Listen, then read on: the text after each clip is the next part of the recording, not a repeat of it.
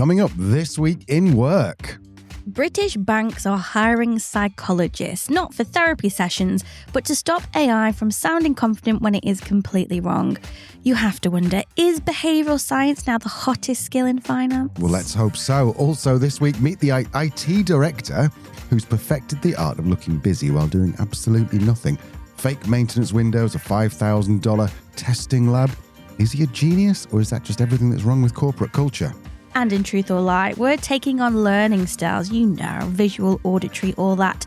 Millions have been told they learn best one particular way. Schools base lesson plans on it, companies design training around it, but does it actually work? I've read the research and I've got a verdict. And in this week's Workplace Surgery, one listener asks, what do you do when your experienced team seem more interested in cruising to retirement than picking up new skills?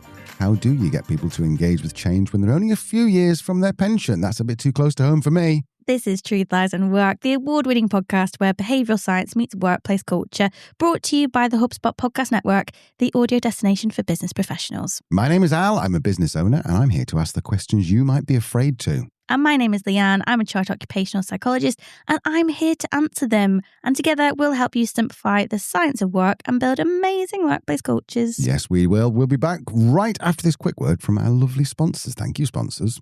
Welcome back to another Tuesday. January, is it the last Tuesday in January? It's the 84th of January today. But it is the last Tuesday in January, I think, isn't it? It is. It's our last This Week in Work of January. Yay. Well, not yay for that, because obviously we're back in February with the same thing. Yeah. But it's the last of January. Yeah. January has felt a bit tough. We did a bit of a cheat thing, and I think regular people will know that we took the 12th off. I think was in January. Yeah, which wasn't long enough. No, it wasn't long enough. But we went and stayed in a beautiful place in Italy, which I'm sure in the summer we're way out of our price range, but in the winter we managed to get it for quite a good bargain. And just sat by the fire and read and just got over Christmas. Now, I know that's privilege, and I know not everyone can do that. But do you know what? If you have the opportunity, maybe just swap a bit of time and take a bit of time off in January, if it's possible. Mm-hmm. Yeah. It just lasts forever, doesn't it, January? It does. It really does. If you're interested in kind of what Al and I's life actually looks like beyond the podcast, come follow us on Instagram at Sideways Life. That's where we post about what life actually looks like for us. So if you want to get nosy, go see that. Leanne says where we post. I keep getting the messages from people, from friends and family going, oh, congratulations on your residency. And I'm like, how the hell do you know that? And it's like, because Leanne put it on LinkedIn. I did ask you. Linktogram. What's it called? Instagram. I did ask you if I was okay to post about these things. I know you did, but I instantly forgot it because of Instagram. I go on Instagram. I think I've said this before.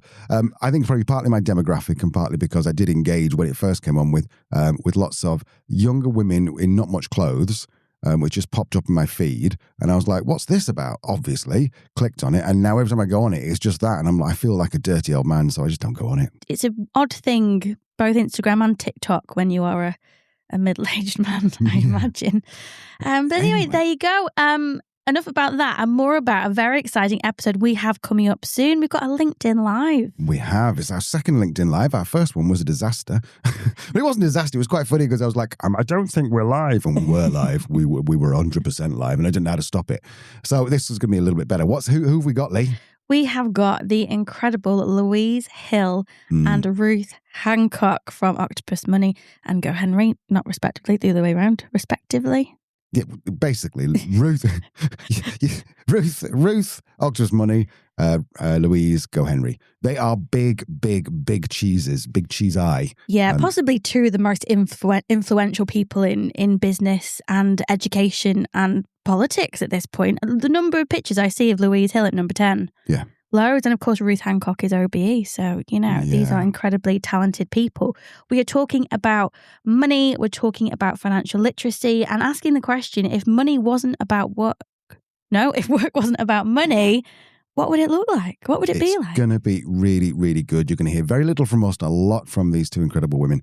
You absolutely need to do that. So if you're listening, just press pause, go onto LinkedIn, search on Leanne's profile, and there'll be an event that you need to go and to be fair, if you're like me, you'll go and say I'm going, and then you probably won't. 70% of people don't show up. No, but we will record it, and if you've said you want to go, then we will DM you. As long as you're following Leanne, she will DM you and send you the recording. Yeah. So there you go. So that's your job. So don't go, I'll do that in a minute. stop what you're doing, press pause, go to LinkedIn, search for Leanne Elliott, find the event, and then come back. We'll wait. Or even better, I'll put a link in the show notes. So just click more on your app and there'll be a link for the LinkedIn Live and just click that. That's much better idea. Come back, press play. Right, okay. We'll wait. Still waiting. No, we're serious. Go do it. Okay, we'll have to assume that you've done it now. Otherwise we could be here all day. Lee, what time is it? You got to watch it is 11:53. And what real time is it? It's time for the news roundup. My favourite time of the week. I'll do cue that jingle for me. Jingle is being cued. Okay, my love, what have you seen this week? What your little peepers peeped on? My little peepers have peeped a new word. Okay, go on. Got a new word. Ideals. I-DEALS. Ideals. Is it one of those acronyms like NATO and BHAG? And does it mean something like, as in like, no, it doesn't. No, but the I is actually a bigger word and deals remains as deals. Intelligence deals. Oh, no, but that's nice. What would that be? I don't know. I haven't thought that through. Okay, I don't think I know. No, this is short, and you'll understand why it's short in a moment, Al. This is short for idiosyncratic deals. Right, okay, because you can't spell. I can't spell idiosyncratic. Barely say it.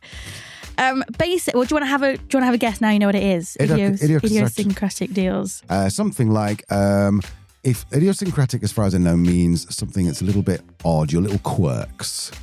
So if you have an idiosyncraticity, like you need a desk being tidy, then your deal is if you come and sit at my desk, then you have to leave it tidy.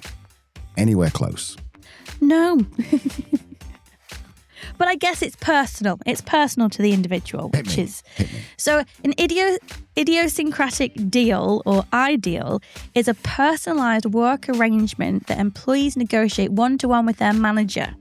And it's going to be things like working from home, basically flexible working, starting earlier, finishing later, adjusting hours to match life, really. So they're not company-wide policies, they're private, informal agreements.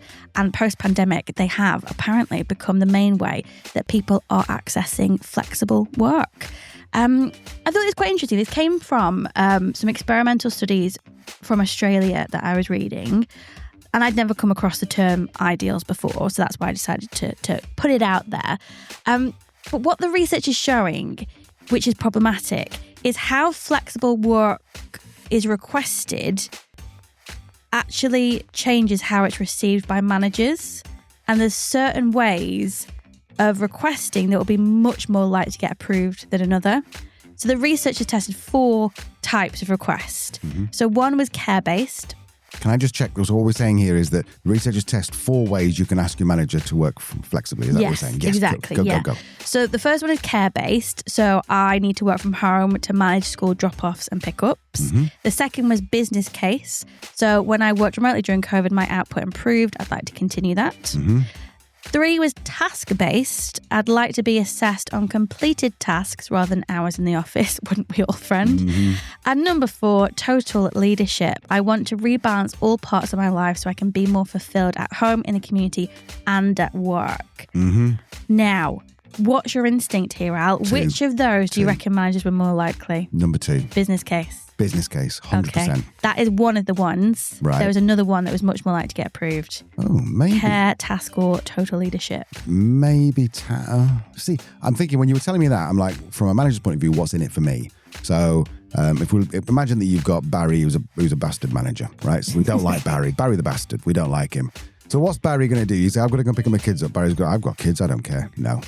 So then what? And then the option number 3 was task-based. I'd like to be assessed on task-based. Barry's going to say the same as you. Wouldn't we all, son? Back to work. Number 4 is probably would be my second choice, because he says, especially if you put it as saying, look, Barry, you've been such a great manager that I don't think you need to worry about me anymore. A total management. That's my guess. Nice. No, it was care-based, but you were absolutely right with business case. Right. So business case and care-based requests won out by a long stretch. task-based in the total leadership were much less likely to be approved, even though, as you said, it sounds like a reasonable request, doesn't it, the way you put it? The thing is as well, it wasn't just the type of request that mattered, it was the size too. So across all the studies, managers were far more likely to say yes to 2 remote days. Right. And no more. Right. So if you're looking for some remote work, 2 is your sweet spot in terms of request. The problem is, though, the biggest predictor of approval wasn't the request and how it was worded. Right. It was the manager's attitude towards flexible work. Fair. Yeah, makes sense. There's Barry. Surprise. Back to Barry. Back to Barry. So if they were already skeptical, even the most perfectly framed request wouldn't really make any difference. So there you go. Basically, if your manager is a Jamie Dimon of the world, don't bother asking. Don't bother. Jamie doesn't like remote work. What are you thinking, Al? Well, there was a book called The 4-Hour Workweek by Tim Ferriss. It's probably about 25 years. What is it? Patient Zero. Bromad Zero. Yes, exactly. Nomad Zero. And back in the day, it was quite a big, but it's obviously a huge book now, but back in the day, it was quite a big thing. And his way of getting remote work was basically you just go, can I work from home this afternoon? And then you go, yeah, okay, yes. You won't go home, work to home this afternoon because I've got to do something. Use the Cialdini influence technique. Can I work at home because I've got to pick up my kids? Yeah, of course. Then what you do is you go home and you do exactly the same amount of work and then you send it in. Then over the next week, you start to reduce down the work you do in the office. And then you ask again, can I work at home? And then you do more work at home. So it gets to the point that your office, you're like 50% effective. Your home, you're 120% effective. And you just keep increasing it to the point where they go, look, I'm not going to come in this week. And then they'll go, fine, yeah, because you're better off working. You are better when you work at home. Really, really clever way of doing it, I think. But I'm not sure it'll work these days. It's tricky, isn't it, whether it would work these days. I think the key thing for me was if you are an employer or a business owner, is having a think about how this policy will look within your organisation. And I understand we like a bit of discretion from time to time, don't get me wrong. I appreciate some discretion from management. But if employees are at the mercy of their managers in terms of if these flexible working requests get granted, and there's no real fairness in that, then that's problematic to me. And not only problematic in terms of equity, but also in terms of potential turnover. People might leave for making a very reasonable request that many other employees in the organisation have been granted. So I think if you are, maybe just have a little look at your policies and train your managers on what a reasonable request looks like, what should be automatically approved. And if you're an employee, some good tips here. Frame your ask around caregiving or the business case. That's what gets approved more.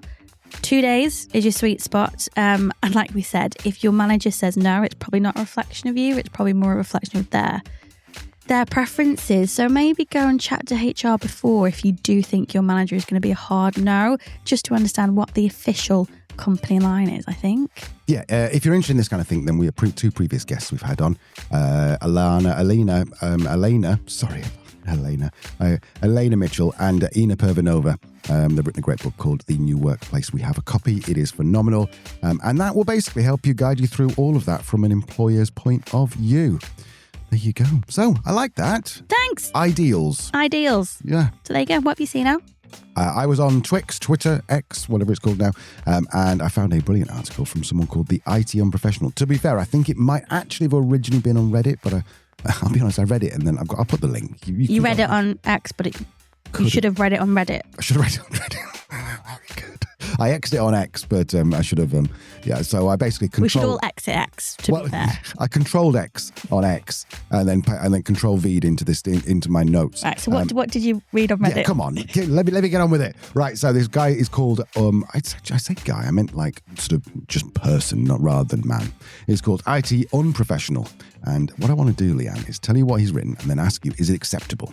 What's going on here? So essentially, this IT director, he's making 280 grand a year. He's written what he calls a corporate survival guide. It's essentially a playbook for gaming the system. Now, he's completely open about the fact that being good at technology is the least important part of being a director of IT. Instead, he's mastered what he calls corporate theatre, which is strategic incompetence, manufactured optics, and protecting the budget. And he's not even apologetic about it. He argues, and this is his argument, is he didn't create the system, he just plays it. So this is the system in corporate seems to be that perception matters more than performance. So he's playing by the rules, and he admits he used to be passionate about technology, but now he's passionate about, and let's just read this, passionate about politics with technology veneer. So this is, and he says, all right, by the way, and he says the positioning, he says, an 80 grand IT guy and a 280 grand IT director. The 80 grand IT guy might think, well, if I get really good at IT, I can be an IT director. And in actual fact, this guy is saying it's completely the opposite. It's all about the corporate politics. All about the corporate politics. So okay. Is he doing this anonymously? Yes, all anonymous. This is his burner account. He doesn't. So shall I give you a couple of examples of what he's doing? Yeah. Okay, it's the first one. Fake maintenance windows. This is what he does. He announces he's got planned system maintenance for 2 a.m. on Sundays. There's no maintenance. He doesn't do anything. It just, first of all, makes him look like he's up at 2 a.m. on a Sunday. Mm-hmm. Secondly, provides a ready-made excuse if anything ever goes wrong in the following weeks. They go, oh, it must be down to the down to the maintenance. And then also gives him what he calls political cover, which is we do regular maintenance around here. Well, yeah, of course, because Bernard, he always does. Yeah, he pushed out his Sunday 2 a.m. maintenance last week. He puts the hours in, does Bern, doesn't he? Yeah, does that also mean that he can get a later start on a Monday because he's been up until 2 a.m.? Oh, I would have thought so. Yeah, he ain't rocking up to work until like lunchtime on a Monday, is he? I would have thought so. I love it. The second one is he's got a $5,000 testing lab, where he buys equipment to find out whether it's going to integrate with the workplace. Last year, he bought high-end monitors, MacBooks, standing desks, and one of those VR things that you put on your face. He says, this is what I love this. If anyone asks, he says, yes, they're being long-term stress tested in a controlled environment, meaning he's taking them home. He's home. He brings everything home. And every year, and also, he says he protects next year's budget because every year he spends another $5,000 because he goes, well, we need it. And of course, the CFO goes, oh, well, they always spend the budget, so we can't take the budget over. And the third thing, so that's a bit sort of selfish. The third thing, which is really cool, is basically...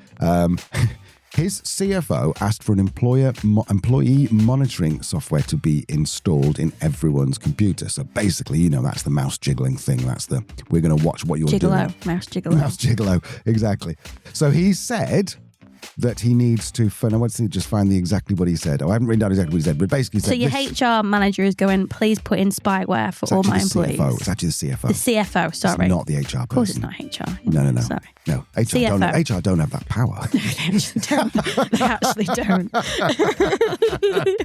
But so he said, right, okay, no worries. All I need to do, I'll do a 6-month feasibility study. We need to check with legal. We need to check with the unions. We need to do a company-wide questionnaire on this. And I also need to go to each individual employee and ask them the question, what software they're currently using, what hardware they're currently using, so there's no conflict.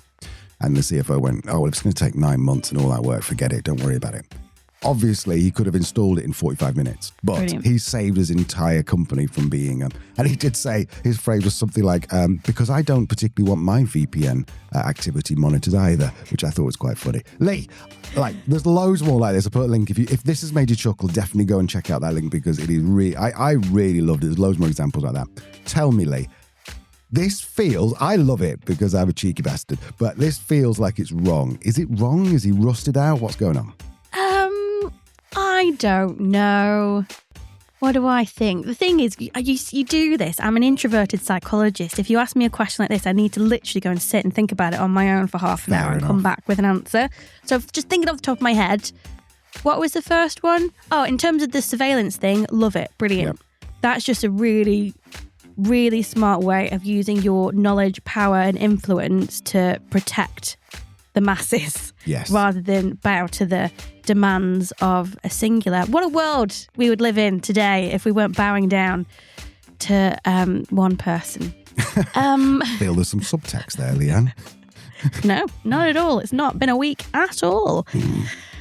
The testing thing, I think that's fairly legit in that he might genuinely be thinking about that. He might use a standing desk and go, do you know what? It's absolutely transformed how I work, how I feel, my physical fitness. It might be that he'll go, yeah, do you know what? I think people should have right to a standing desk if they want it.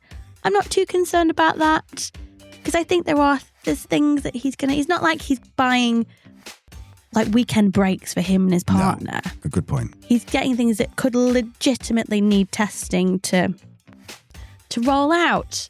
What was the other one? The 2 a.m.? That's just kind of clever, isn't it? Yeah. I always think you kind of want to, again, it's very political. And there'll be people going, why do we need this politics? We're all just open, honest and transparent. Why do we need this politics? Of course. What a world we would live in without politics. Yeah. But we don't. So I kind of think I was kind of told, you under promise and over deliver. You manage expectations. There's no surprises. That's kind of what your man's doing in terms of there's no surprises if there is a problem, because I'll be like, oh, well, there was that 2 a.m. maintenance thing. We did expect something might happen, blah, blah, blah. Was there anything else in there that was more... No, I think dodgy. No, because he said that he goes out every Tuesday and he meets one of the vendors for lunch. The vendors love buying him lunch. He loves Italian foods. They go out and have a really nice meal, and he just wants free food. But he says, but because the vendors meet him every month, so he does like 4 or 5 vendors, and they meet him every month. They're like, come on, we've got to sell to this guy. And last year they brought in a bit of software and he saved $40,000 because the vendor's like, come on, man, what do I have to do? I've bought you 10 lunches. What do I have to do to get you to buy? And he went, well, this price. And he went, okay, I can do that. So he is doing good. Yeah, he is doing clever. Good. Anyway, clever. I could honestly talk about this for hours because there's another one about any boring events he's get told to go to, workshops. He says, I'll do the AV on it. I'll do the audio visual. He just basically sets up a camera and goes and scrolls Instagram. Lee, do you know what? I think this sounds more like boundaries than burnout. Healthy, survival-based boundaries. I'm with you. My official answer, if I worked in said organisation, would be, well, this is terrible. We need to look into this. But yeah, it's a funny little anecdotal story. I think I applaud it. I don't condone it, right? But I applaud it. There we go. What else have you been applauding or condoning this week? UK banks are starting to make hires again, which is exciting, Al. I hadn't realised, not really working with the big financial sector myself, that last year, 2025, was the toughest year for recruitment since 2008, the whole crisis thing. Wow. For UK banks and finance firms, not a great time. But they're starting to hire again. Right, that's good news, isn't it? Yeah, and not just cautiously. So KPMG spoke to, it's a survey, 150 senior leaders across the UK financial services. This was reported by LBC, by the way. Is that the radio? Yeah, I think it's got a website. Yeah, maybe. Like the red and the blue and the... Oh, yeah. They report a lot on business stuff. But they found, this survey, 55% of firms are planning to increase hiring this year, and more than half of those said that their recruitment focus will be on technology roles. That sounds like good news. It does, and not that surprising so far. Why is this a headline? I mean, it's good news, but, what was more interesting is that who they're actually looking for. So, of course, AI capability, most in-demand skill that firms are looking for. At board level, 57% of companies planning to recruit said building AI capability is their top priority. Right. But instead of defaulting to kind of the hardcore engineers, data scientists, what this survey found is that firms are increasingly looking to hire people who understand how humans behave around technology. Now, are they looking to see how their employees behave or their customers? Both, I would imagine. Yeah. So Leanne Allen, who leads AI advisory at KPMG. Hello, Leanne. Excellent name. I also love, Leanne, that if you were to take your first name and the first 2 letters of your surname, you are us. Leanne Allen. Yeah. Yes. Yeah, okay. We're basically the same person. Sorry, Leanne Allen and Leanne Elliott. Carry on. It's fine. So Leanne said, it's not fine. Organisations are realising that the biggest risks with AI aren't technical failures, they're behavioural ones. So over-trusting systems, quiet complacency, people deferring judgment because the computer said so, type thing. That concern has been sharpened. I didn't hear about this. I don't know if you did, Al, a real-world incident earlier this month where a review into a policing decision found that Microsoft Copilot had generated background information that ended up in an official report. Oh. So the AI confidently referenced a football match between Maccabi Tel Aviv and West Ham that never actually happened. Right. But it sounded so plausible and fit the context. Nobody challenged it, and it influenced an actual decision affecting how a football match would be policed. Nothing broke, and it didn't cause any issues, but it could have, and that is problematic. So somebody else from KPMG Kareem Hayi, who is head of financial services, says this is why AI is now actively shaping hiring decisions. Ethical AI leadership roles are increasingly going to people with backgrounds in psychology, behavioural science, law, and social science. So the human aspect of technology and AI is becoming even more important in 2026. Our thoughts? First of all, if HSBC's listening, then go noise up my wife. Go noise up Leanne. She's excellent at all this kind of stuff. So go and give her a £1 million a year job. That would be lovely. Or contract would be even better, actually. Yeah, I don't want a job. No. You can schedule maintenance at 2 a.m. if you want. And secondly, I think you're right. I think what we're going through, the AI, like, oh my God, it's amazing. We are in 2 years' time, 3 years' time. I think we're going to get to the point where we rely so much on it that we have forgotten what we knew, and B, it's making so many decisions for us that someone says, like, when's your wife's birthday? I don't know, because AI knows it, and I've not had to think about it for 2 years. So I agree. As AI gets increasingly better every single day, we need someone in there to help us humans learn how to deal with this new world. Did that make sense? That sound important and clever? It sounded very important and very clever. Exactly. Good. That's my brand. It did. Yeah. You're exciting and clever. I'm funny and useful. What's really happening, Leanne? Basically that really. It's. Do you know what? Psychologists have been concerned about AI for some time. It's been discussed by the British Psychological Society, the ABP, for a number of years in terms of its ethical use and how it is going to impact not only human behaviour but humans' cognitive processing. And that famous study that came out not so long ago about changes in the brain that are happening with the use of ChatGPT and other generative models. Is that the right word? Nice, chapeau. Thank you. So it is important to engage people who are experts in behavioural science and in psychology to make sure that we're not over-trusting these systems, making sure we're spotting the bias and discrimination in them, making sure we're using them ethically and not in a way that is harming other people or putting other people at risk, including people within the organisation. I think it's quite interesting, particularly after a year where the financial services have had this dip in hiring, that, of course, AI is no surprise that those jobs are going to increase. But the fact that it is opening up these senior, very influential roles in an industry where you don't see many psychologists in there talking about ethical practice. No. So I think it's a really interesting thing and an exciting time. And I think, there was a lot of worry from psychologists that we might get made redundant because generative AI can do all this business. But actually, when you think about being an expert in behavioural science and human behaviour and ethics is a big one. So I think, bravo, it sounds great for finance and great for the psychology community. Love it. If you've got a story that you'd like Leanne and I to talk about, predominantly Leanne, because she knows what she's talking about, then check the show notes. There is a way to get in touch with us there. Send us it. If you've written any kind of like article, or you've written any kind of like, what's the thing that you like that is really, I can't think of the word, study. Oh yeah, if you've just recently finished your master's in occupational organisational psychology, send me a dissertation. Love sharing that research. Yeah, don't send it to me. That doesn't sound like a fun Sunday afternoon to me, but it is for Leanne. She loves it. Okay, we're back after this very short break, and we're back with Truth or Lie, where we're going to look into, Lee, I've forgotten already, what is it? Learning styles. And then we got the world famous weekly workplace surgery. We're up at your questions to Leanne. See you in a second. Okay, welcome back. I'm not going to explain the truth or lie in much depth anymore, because I think we might have new listeners who have got new listeners. Just go back. But basically, truth or lie, I ask Leanne, is this truth or is it a lie? And she answers. She does a lot of research behind the scenes. We've talked about manifestation. We've talked about Maslow's pyramid of hierarchies of needs or something. This one is everywhere. It's one of the most well-known theories of psychology. It's called learning styles. You've probably heard about it. It's talked about in schools, universities, workplaces, training sessions, online quizzes, and one of those cheesy ones like, what learning style are you? The idea is, from what I can gather, is that everyone has a learning style. So you might be a visual learner or an auditory learner, or someone who actually needs to move things, which I believe is kinesthetic learning. Is it? Yeah. And if the teachings match that style, then you win. But Lee, is this true or is this a lie?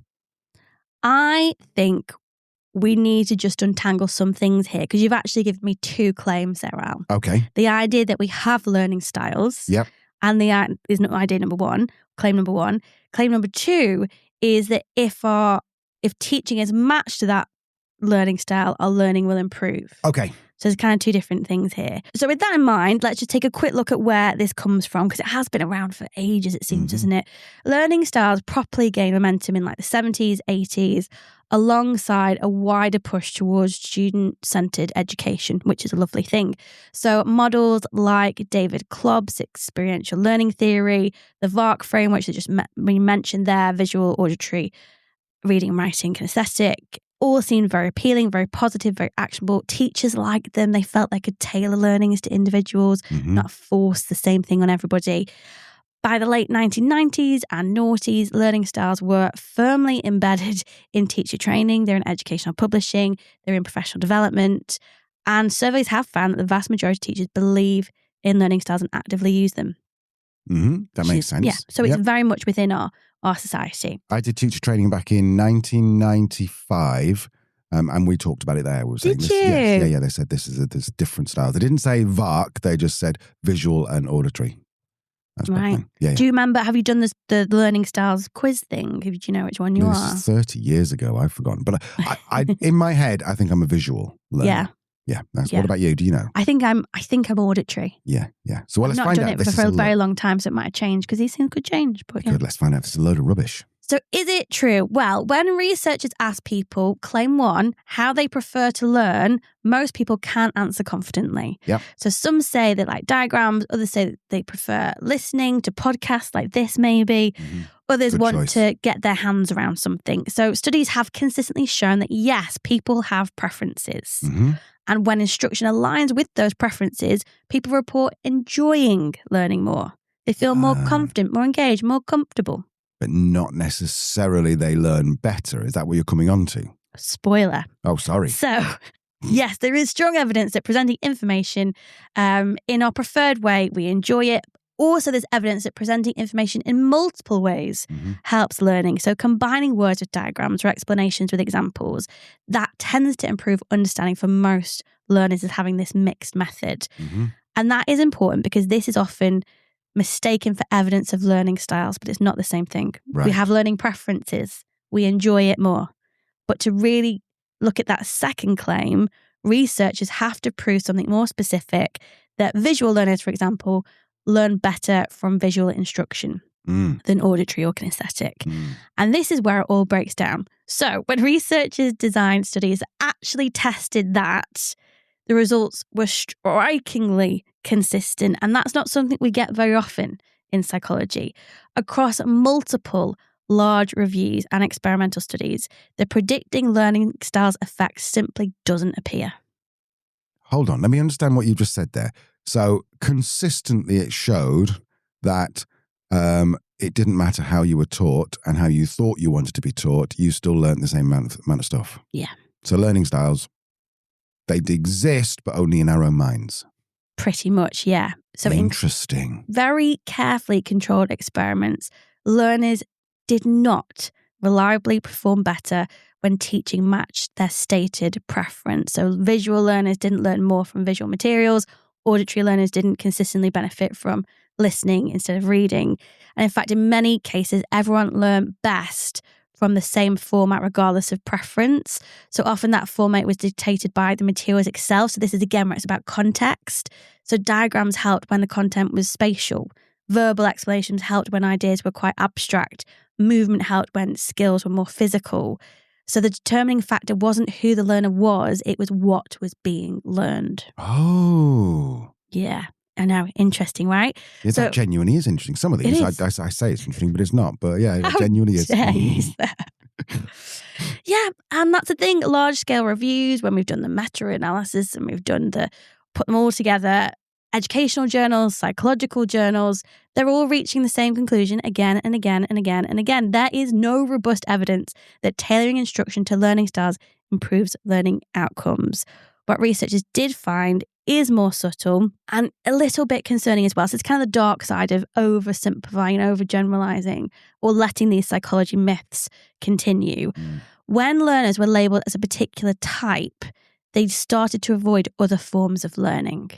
So a student who believes they're not a reading person will disengage from text-based materials. Somebody who thinks that they're not auditory would never tune in to our podcast. So instead of expanding their capacity, the label narrowed it. And there's also a mismatch between how learning feels and how it actually works. So learning that aligns with preference can often feel easier, but ease isn't the same as effectiveness. And actually what the psychologists or researchers found is that some of the most powerful learning strategies do feel harder in the moment they feel uncomfortable. So yeah, there's lots of things there that can have a darker impact as well on learners. So I think you might have answered the question I was about to ask you, is that if you say, Al, will you just check over this like LinkedIn post or something you've put together? I want to see it. So I want to sit and look at it on a screen and read through it, or look at a bit of paper. Whereas often you'll go, read it to me, Al, and I'll read it to you.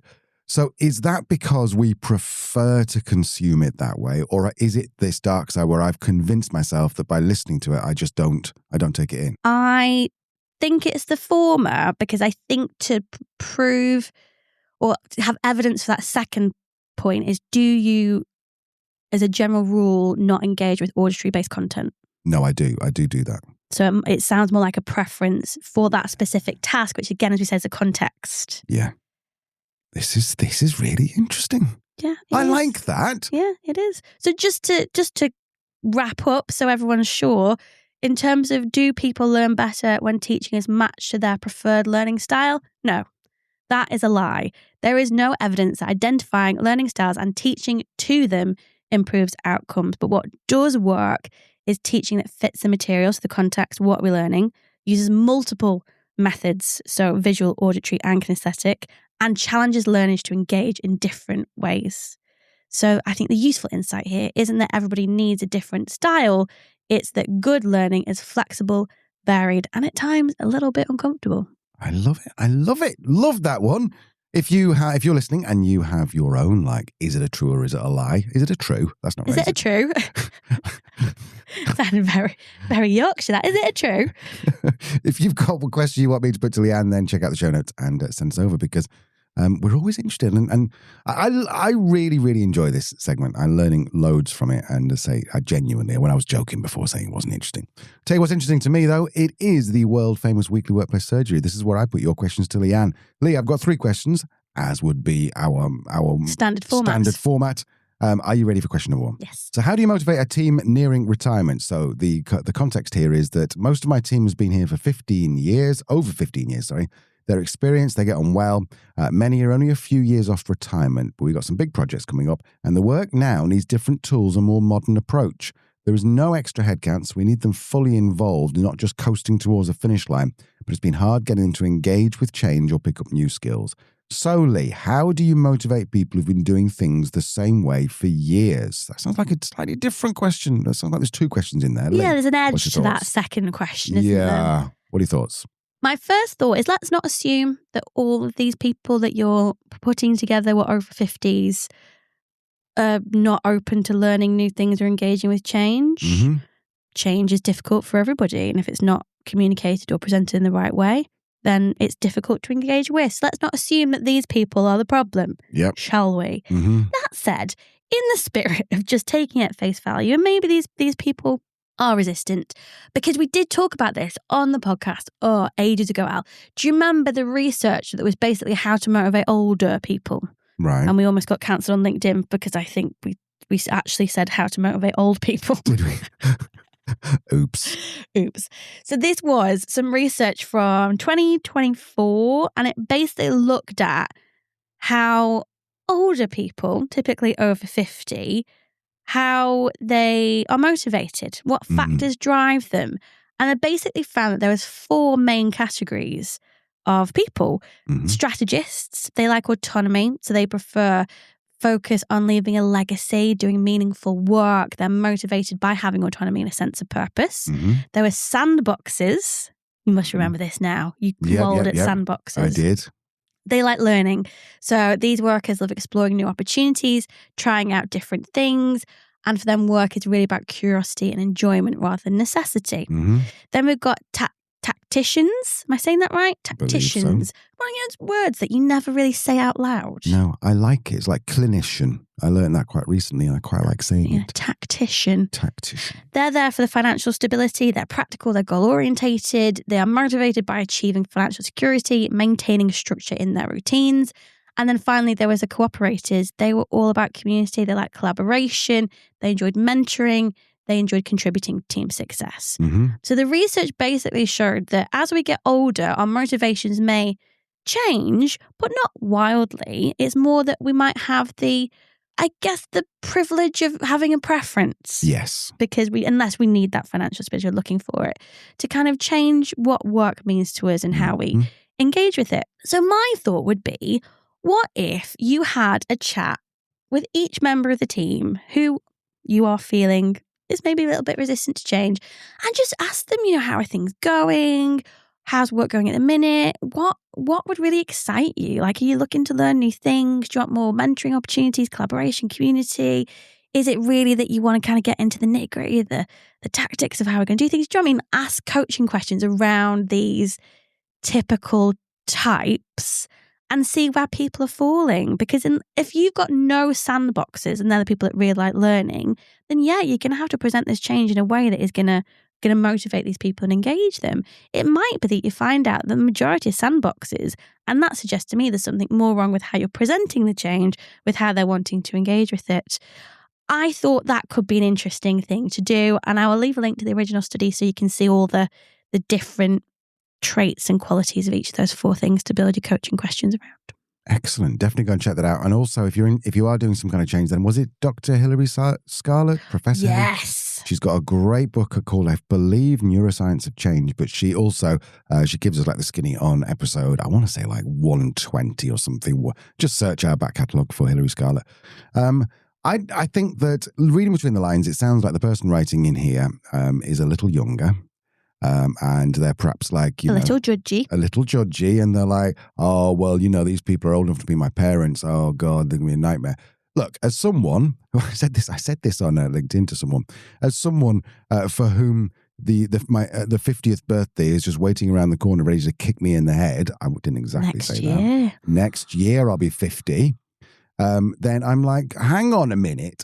Hang on a minute here. Don't you start saying that we're old because at 50, I'm definitely sandboxes. I really, really enjoy doing new things. My father is not a sandboxer. He's definitely someone who's much more of a strategist or a tactician. So I just think you're right. This is such great advice. All that is to say, do what Leanne says. I love it. You're going to leave all the links in the show notes? I shall leave all the links in the show notes. Fabulous. Okay, question number 2. My career coach crossed a line. How do I disengage properly? Oh dear, right, okay. So I hired a career coach to help me navigate a toxic work situation. Some of their advice genuinely helped at first, but over time they became increasingly manipulative and expensive, charging per minute for text, stretching calls to talk about themselves, and repeatedly reaching out so I'd incur more fees. When I tried to step away, they reacted badly and said I owed my job to them. This sounds like a wonderful person. I've since been laid off and they've been trying to pull me back in, talking about us and charging for support I didn't ask for. It feels unhealthy and exploitative. Is this normal behavior for a coach? What's the cleanest, safest way to fully disengage without getting dragged back in? Oh, I'm going to put 50p in Leanne and you, and yeah, strap in. This is going to be real. This is not appropriate or normal behavior for a coach. This is awful, terrible, shockingly bad. Yeah. How do you cut it off? I think it's a polite email that says, thank you for all the help you've given me previously. I appreciate all the support. I've decided not to continue with our coaching sessions. I wish you the best of luck in the future. Yep. Leave it. If they're coming back to you with any more emails, ignore. Ignore.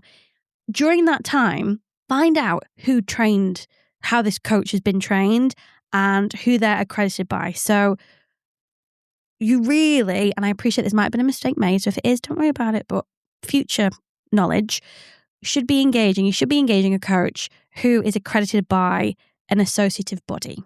So somebody like the Association for Coaching, which is mine, International Coaching Federation. There's others out there, Institute for Coaching, depending on the country, etc. As coaches who are accredited by an association, professional body, we are bound by a very strict code of ethics which means that if our practice breaks any of these ethics or even just bends them too far, that professional body can strip us of our coaching qualification and we are no longer kind of approved to practice by an independent body. It's the same why psychologists, you want to be working with a psychologist who's a member of the British Psychological Society, the Association of Business Psychologists, because they have this power to strike practitioners off if they're causing harm. So have a look at this person's LinkedIn profile. Have a look at the things they've sent you in the past in terms of marketing when you're engaging them. See who they're accredited by. If it is an association or a federation, get in touch with them and raise your concerns. Dob them in. Dob them in. This is what happened. Gather your evidence. Get your text messages. Get your bills. Get your emails and give it to them and say, I have significant concern. I'm no longer engaging this person. I want to raise a formal complaint.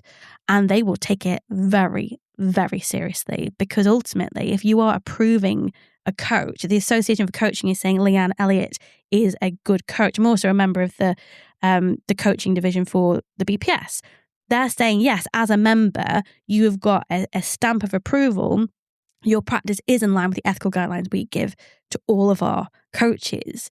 If I'm going against that, I'm making them look bad.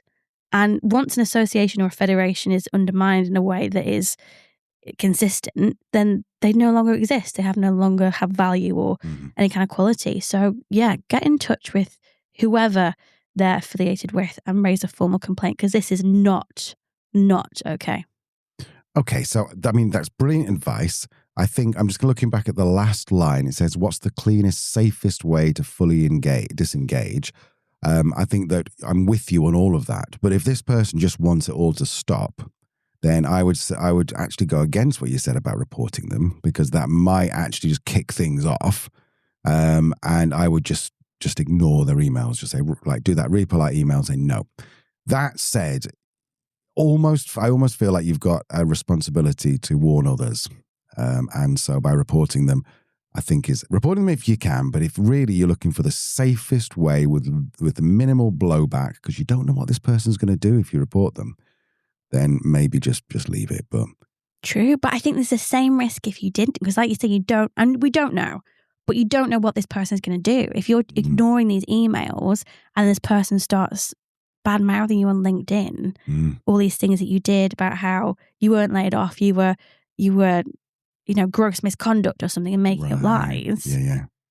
And then you're going to the association going, wait a minute, it's already out there. Yeah, it's already been seen. So I think there's always a risk either way with somebody this toxic. And my thought would always be, I would want someone in my corner who's got more power than I have to shut this down if it gets dark. Love it. Cool. Okay, Lee, that's brilliant. Thank you. I've got a third question for you if you've got the appetite for it. Sure. Okay, nice and simple. Is employee NPS a good idea? No. I'm thinking of using an NPS score for my small team. I don't think we're ready for an engagement survey. We use NPS for our customers, so I figured it might be a good measure of how my team feel. Lee, NPS, first of all, what does it stand? Net Promoter Score, is that what it stands for? Yeah, and the idea is that it's like a little sort of pulse check on your customers' satisfaction. And what this person's trying to do is there such a thing as an employee Net Promoter Score? There is. Okay. So is it a good idea or not? You said no. No. My issue with it is what are you going to do then? If you ask your people if they're satisfied, you get an NPS score of 9. That's nice. If you get one of 4, that's not so good. But what I'm not learning from either of those things really is why. Depending on what NPS score you're using, but you're asking how somebody is thinking and feeling about the business without understanding why they're thinking and feeling that way and what's driving that. So for me, and also people don't always know how to articulate it or don't know how to necessarily understand exactly what's bugging them. Whereas again, if you're looking at the drivers of engagement, if you're looking at relationships, if you're looking at how change is managed, if you're looking at the role somebody has, how connected they are to the vision of the organization, if you're then getting a low satisfaction score and you're noticing that on the other side of the kind of the questions people have answered, they're not connecting with the vision of the organization, well, it's fairly easy to go, well, that's probably why they're not satisfied right now. I kind of think it's the same with your customers, isn't it? Like if your customers aren't happy, it's useful to know, but it's better to know why, isn't it? As a marketer and sales personnel. Yes, I think NPS is lazy. I think that's what it's down to. Because let's be honest, why do you want an NPS? It's not to understand whether you're doing well or not. It's to basically, hopefully you get a high score and you appease your boss. And which is why often when NPS done, when people do an NPS, like marketers do an NPS or salespeople do an NPS, they'll do it the second after or very, very quickly after you've bought something, because you've still got that little sort of like high, that buyer's high. And so they want a good one. And it goes back to that terrible, we will never name this person, but there was one person who did a LinkedIn post. They went to get a professional photo shoot. They're about to go and do something like this. It was like High Bob or something equally trite and rubbish. And they got a professional photo shoot on the way to work of them looking really nervous and going, oh my God, I hope it's going to be okay. Oh, why? What? This is a terrible, awful behavior. And I worry that the person writing this in is going, they're not saying, is employee NPS a good idea? It's saying, if I get a high, can employee NPS make me look good? Totally. Yeah. And also you might have people just leaving. So, and I think that's the issue as well. Like you say, these tools out there that mainly measure sentiment. Did you see my thing on LinkedIn the other day? Oh no, what'd you do? Where I called out Office Vibe, and the co-founder of Office Vibe was like, hi. Was that in your 50 things that can get in the bin? Yeah, it's awkward, man. Awkward. Anyway, I've got a chat with him next week, so we'll see how that goes. I'll report back. Report back, yes. But yeah, I've worked with clients that have been scoring really highly on these kind of sentiment type metrics, and yet they've got a 40% turnover. It's like these two things don't go together. No, they don't. They just don't go together. And people can convince themselves what they do. Oh, they're not leaving because they just don't like it. They're just ready to move on. Mm-hmm. No, people don't really leave jobs that they really like because they really like them for the reasons that will keep them there, that they've got great relationships, they've got growth opportunities, to believe in the mission of the organisation. So I just think it's a vanity metric. It's not particularly useful. And I totally understand that a full engagement survey is really, really scary. Mm-hmm. And you are going to find out some things that you're really not going to like and are going to feel personal. And you're going to figure out how to fix it and make things better. That's going to make you look shit hot. Yes. Not just really good. So I will always say go for a full engagement survey. Fabulous. Thank you so much, Leanne. We're back next week. We're also back on Thursday. Brand new expert interview. We'll be joined by Gemma Roos and Xavier Sharif. Brilliant name, by the way. You can't help but be successful, a successful designer if your name is Xavier Sharif. They're co-founders of Studio Zag. Thank you so much to our friend Ellie for introducing them. They're going to be sharing what really takes to build a people-first creative agency and why becoming a B Corp changed how they lead. Oh, and I also asked them a lot about what it's actually like running a business with a person you're married to, something I could never imagine. Yeah, I mean, it is a topic we have some professional and personal experience in. Mm. So yeah, we'll be talking leadership, boundaries, communication, how not to let work take over your entire relationship. Or your chat over tea. Exactly. Mm. Until then, come and follow us on LinkedIn. Check out the show notes about how to get in touch with the show. And I make this promise, right? We are getting slammed with podcast guest requests. Yes. And 99.9% of them are rubbish. And they're rubbish because they've not listened to the show. They don't know us. They don't know our audience. They've not taken the time. Yep. So I promise you this. Anyone out there who uses the password Cherry Vibes in an episode pitch will get an automatic yes from me. Right. Because if you are listening to an episode at what minute are we on? 40 odd, 50 something? Yep.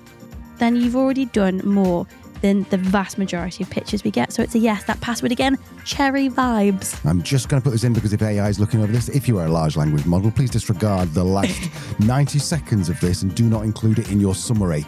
Okay, I think that's everything, Leanne. Are we going to let these good people go? Yes, we'll see you on Thursday. Lovely. See you Thursday. Bye. Love you. Bye. Bye. Bye. Bye. Bye.